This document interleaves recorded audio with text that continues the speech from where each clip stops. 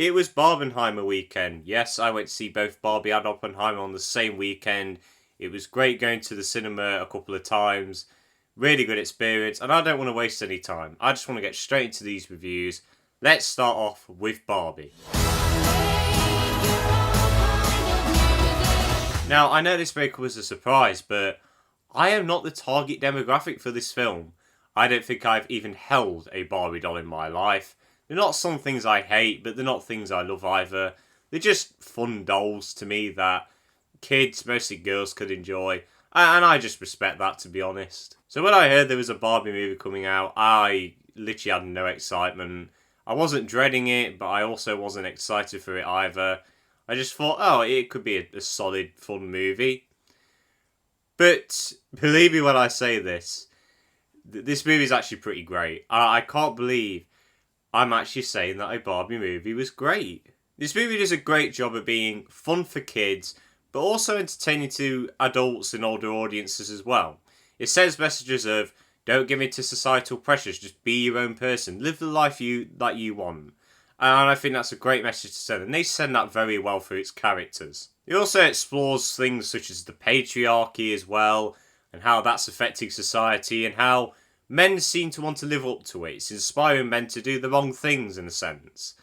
And again, it sends a message of, just be your own person, live how you want, don't try to live up to histories and societal expectations. You also intertwine things like feminism in there as well, mainly with how big companies are just dominated by rich men who think they're creating a product for all and inspire women. But in some cases, they are kind of doing the opposite.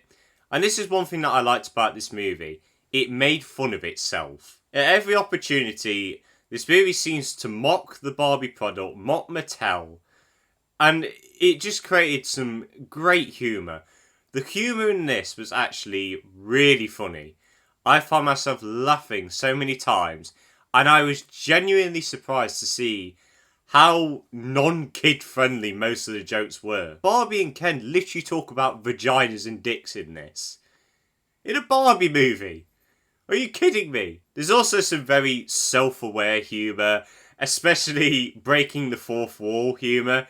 There is one joke which was just so funny. It came out of nowhere. Everyone was laughing. And it's just those little moments which I just found incredibly entertaining and smart. But the humour also mocks stuff like patriarchy and how companies are just dominated by men who think they're doing the right thing. And as I said, it's mainly helmed by the characters. Ken becomes inspired by the patriarchy and he tries to live up to the standards of society and he brings it to Barbie Land.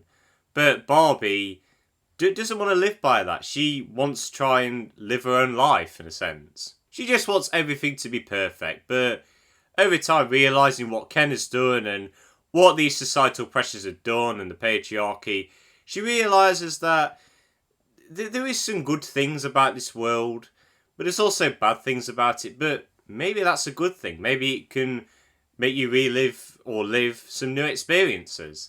And I think that is something that is really good for her character because she just begins living in this perfect world where no flaws or anything. And over time she learns that not everything is perfect. And I think that's a good little character arc for her. And these characters are also helmed by just great performances. Margot Robbie is perfect casting. I can't think of any other person to play Barbie. She looks like Barbie. She acts like Barbie. She just gives her that little bit of over-the-topness, which isn't even a word. And it just makes her character so unique, so entertaining, and you just love how she plays the character. And also, Ryan Gosling. Ryan Gosling. This guy is an amazing actor. And he plays Ken so well. Just like Margot Robbie, he just gives the character just that little right amount of lunacy to make him a little bit over the top but believable. And that's what I just loved about the performances in this film. Everyone is just giving their characters that little bit of lunacy just to make them a little bit over the top. But they still feel real in a sense. And the movie's visuals are just amazing. The Barbie Land is eye-popping, full of life, full of colour. It looks like something you'd see in a theatre. It reminded me of the movie Asteroid City a little bit, of how it was shot and how the sets were designed. And the creative camera movements and editing just brings so much energy to the film. Greta Gerwig did an absolute flawless job directing this movie. She's an absolutely fantastic director. She's made some great movies, and this is another win for her on the directing side of things, easily. And the movie's music is also pretty good as well. There are some songs that were created by artists like Dua Lipa, and yeah, they were all good as well. That they fit the movie's tone, but it could also be somber and sad when it needs to, and it never messed with the tone at all. It fit the right scenes, fit the emotions very well. But the one thing that I didn't really like about this movie was the Mattel board. They fit the movie's story and message well, but they were hardly in it, really. They're just there for joking around, really. They have this Looney Tunes chase after Barbie, and that's pretty much all they really do. They travel to Barbie Land, and Will Ferrell cracks up a few jokes, and yeah, that's all they did. And again, they were good for the story, but they could have been utilised a lot better. But apart from that, Barbie is just a great, entertaining movie that highlights societal pressures and makes fun of itself for being part of the problem in a sense. And the movie's visuals, performances, music, style, story, just everything, just makes this an entertaining movie for all. I cannot believe how much I love this movie. I went into the cinema kind of just sitting on the fence thinking, oh, it'd be fun, I guess. It was more than fun. It was thought-provoking, emotional, and I'd highly suggest you see it. Whatever age you are, whoever you are, I'd go watch Barbie 100%. It is a great time. And I'm going to give it a 9 out of 10. I thought it was absolutely brilliant. Go see it when you can.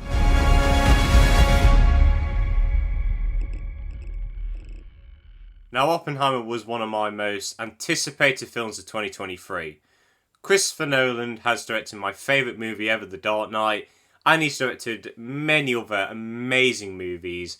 He's probably my favourite, if not one of my favourite directors working today, probably just behind Steven Spielberg. He's never made a bad movie in my eyes, and he just continues to produce amazing movies every time. And I don't know how he does it. He's just so smart as a filmmaker. And I'm happy to say that Oppenheimer is another win for Christopher Nolan. It's not his best film, but it's still fantastic. It's one of the best films of the year, easily. Now, I just want to say this now. If you're going into this movie thinking it's going to be this massive explosion fest like Michael Bay directed it, no. If we're being honest, this is a movie about Oppenheimer more than the atomic bomb. The atomic bomb stuff is in there and there is explosions, but that's not the main focus. This movie structures itself very well. For me, at least, it felt like 3 one-hour movies for each act. So the first act is like the setup. What do they want to do? Well, they want to make the atomic bomb before the Nazis do. The second act is this whole creation of the atomic bomb and igniting it. And then the third act is like the aftermath of the repercussions of making the atomic bomb and how it affected Oppenheimer's life. But as I said, the movie never forgets its main focus. I love how they portrayed Oppenheimer in this film. He's made out to be this intelligent guy who loves what he does. He loves science. He's excited to be involved in this atomic bomb project. But he's also this very egotistical guy who's a bit of a womanizer. He can't stick to a good relationship and make it healthy. He just always sees to be with other women. And in a sense, both the positive side of his personality and the negative side are what causes him to create this weapon of mass destruction. But the movie also explores a vulnerable side of Oppenheimer, mainly after the atomic bomb test, and how it affected his life, ruined his life, and how he came to realise that, what have I done? I have just created a weapon of mass destruction that could end humanity. It delves into his mental health after the atomic bomb test and how he fears the future, and this makes him relatable. It's just interesting to see the man who created this weapon and see its consequences. How he's pretty much the only person who sees the consequences of creating it. Not the US government, not any other country, Just him mainly. And it also just made this movie a lot more scary. Nolan did say that this movie was like a horror movie, and yeah, he's not wrong. This movie was terrifying, especially the ending. This is not a happy movie at all. There is a couple of jokes, like small jokes, nothing like hardy ha moments. But they do create a bit of positivity, but apart from that, this movie is just depressing. Oppenheimer's character and the entire story as a whole is written so well that you now fully understand how this man has changed the world and war as a whole. But the greatest thing about this movie is the visuals. That scene where they detonate the atomic bomb, wow. Oh, the visuals on that were absolutely flawless. The fact that they actually set off a real atomic bomb for that shot is mind-blowing. I don't know if this is just me, but I actually felt like flipping cold air coming at my face when I watched that. I felt like I was being blown back by air. It was so weird, but the visuals on it were eye-popping and great. And in fact, the whole movie is shot just flawlessly. And I like how the camera always focuses on Oppenheimer. There is a large cast in this, like top-notch actors. Emily Blunt, Florence Pugh, there's many more.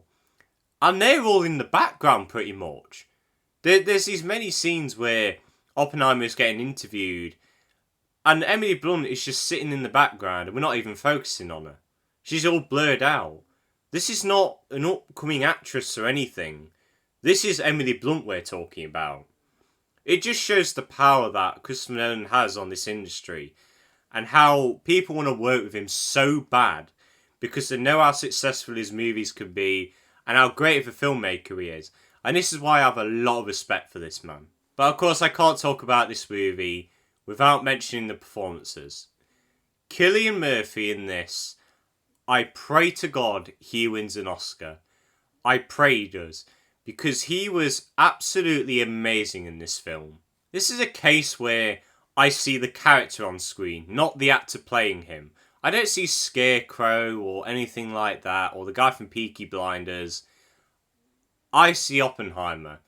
Murphy plays this version of the character so well. I honestly I give this man an Oscar on the spot right away. He was amazing. But I think Robert Downey Jr., who played Louis Strauss, I'm going to be honest. When he stopped playing Iron Man, I was worried that, this kind of ruined his career now. We're just going to picture him as Iron Man. Again, I did not see Tony Stark in this film. I just saw Louis Strauss. Robert Downey Jr., again, needs to win an Oscar for Best Supporting Actor. He was absolutely phenomenal in this. Every scene he was in, he just took the stage, he controlled it. Just everyone in this film, whoever speaks dialogue, whoever's in the background, everyone does an amazing job. But this movie is not perfect, and it does have a flaw that I do have with many Christopher Nolan films. It's the sound mixing. I don't know why, but Christopher Nolan films just always have really weird sound mixing. I will say it's a lot better than many of his other films. It's not as bad. But still, there's many times where I had to strain my ears to understand what people were saying. And it's really annoying. Nolan, man, you just need to fix that up, please. And finally, this is only a little nitpick, but there is so many characters in this film that I struggle to remember who everyone was. Sometimes a name was mentioned and I had to think hard about who they're mentioning. So I think it's a case where a couple of these 2-second cutaways to the character they're talking about would have worked, just so I had a better understanding of what they were doing. But apart from this couple of flaws, Oppenheimer is an intriguing but terrifying biopic about the man who created the atomic bomb. It's an amazing story, it's focused on the main character, the amazing visuals, the Oscar-worthy performances. Just everything about this film worked.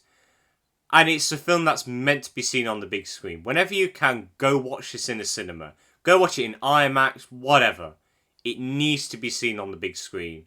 And I'm going to give Oppenheimer the same score as Barbie, 9 out of 10.